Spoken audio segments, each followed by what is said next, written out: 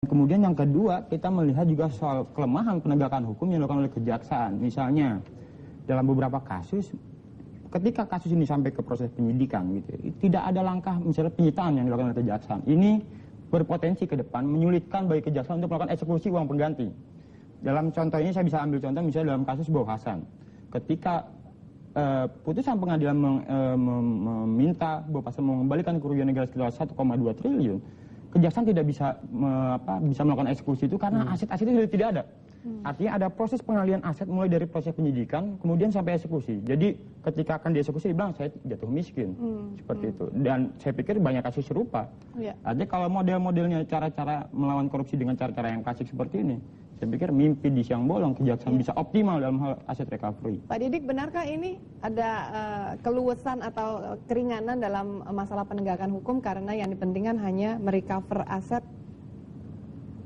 Ya, jadi seperti amanat pemerintah dalam Inpres nomor 5 tahun 2004 itu kan menyebutkan pemerintah menginstruksikan pada Jaksa Agung untuk mengoptimalkan upaya-upaya pendidikan rentan terhadap tindak pidana korupsi untuk menghukum pelaku dan menyelamatkan uang negara. Nah, sekarang tidak menyatakan seseorang itu akan salah dihukum pidana berat, tapi bagaimana kita mengupayakan penyelamatan uang negara tadi. Nah, penyelamatan uang negara itu ditelusuri sedang penyidikan kemana uang itu.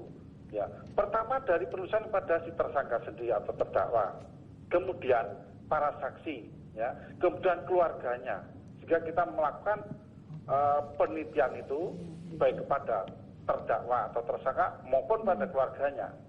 Di samping dalam tingkat penyidikan kita undercover melakukan operasi justisi untuk mengetahui apa benar yang diomongkan gitu. Kita cek kepada kantor yang terkait dengan harta kekayaan, apakah itu pertanahan, samsat, lokasi, kita cek apa benar keterangannya itu. Tidak semata-mata kita periksa keterangan terus percaya mereka yang ngomongkan, nanti dulu, ya. Kita cek dulu di lapangan, apa benar yang ngomong itu. Mungkin keluarganya, kita runtut dulu nama keluarganya siapa, nama saudaranya siapa.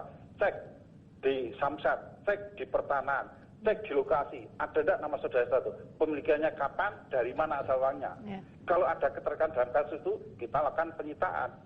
Ya, baik. Pak Didik, tahan dulu Pak, kita harus jeda pariwara, tapi nanti kita kembali lagi ke Anda setelah jeda berikut. Dan pemirsa, Save Our Nation akan jeda dulu. Tetaplah bersama kami, sesaat lagi kami kembali.